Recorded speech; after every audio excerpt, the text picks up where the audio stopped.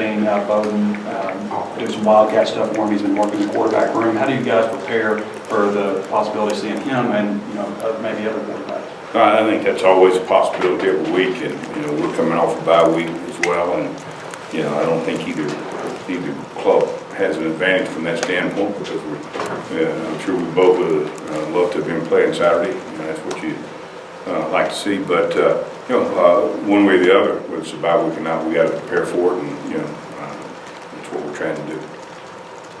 I guess Bowden's a guy like Chavis, and he plays all over. He's a return guy, quarterback, receiver, runner. Just what kind of athlete and threat as far as versatility is he for you guys to prepare for? He's got a lot of skill. There's no question about that. He's not the only one, but the fact that he can line up and wildcat and run the football. The fact that he can be out at wide receiver, you have a tailback at wildcat and handing him the ball off. So they got a lot of ways to get the ball to it, and certainly he's dynamic with the ball in his hands.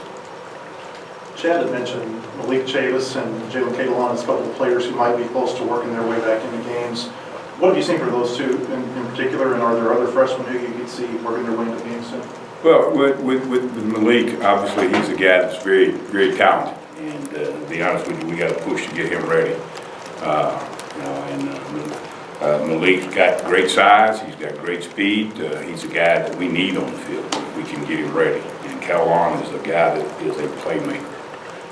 You look at him in scrimmages where he was the same way, but he's a guy when he's out there in practice, he can find the ball, he can get to the ball, and certainly make plays. So we're going to keep pushing the envelope and try to make sure that we got our best players on the field, and certainly those two have a chance to get there. We've got to continue to build depth, and that's part of it. Coach, what have you seen from the Kentucky receivers, specifically number 14, Wagner? Oh, he's a big guy. Big guy that's got great hands, and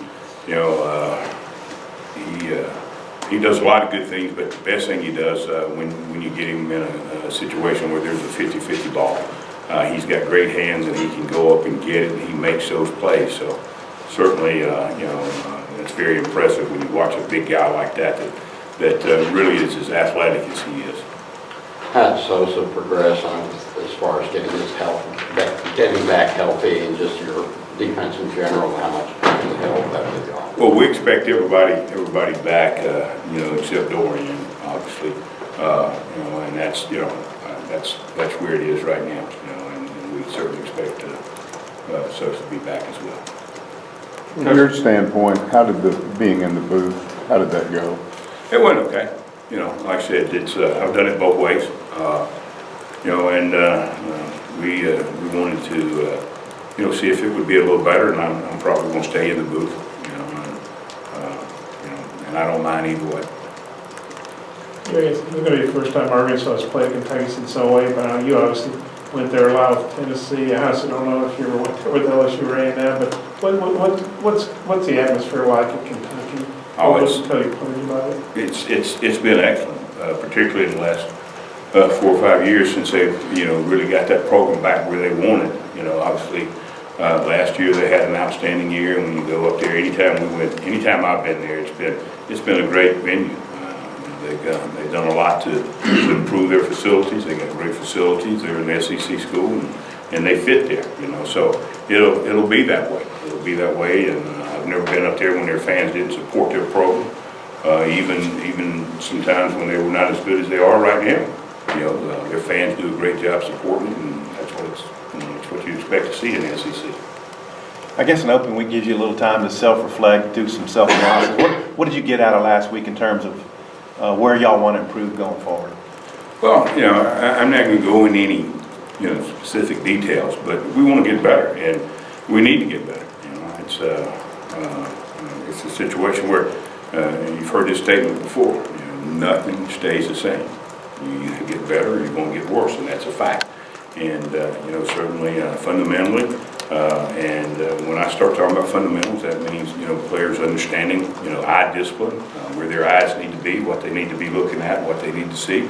All those areas when you're playing with a young football team that you can get better. Even with a veteran football team, you can get better. You watch yourself, And if the players do a great job of evaluating themselves, which we're trying to teach that, and we want them to be able to do that, then, you know, sometimes you don't even tell them. They can come in and tell you what they got to do. I mean, you already know, but if we've done a good enough job teaching them, then they know too.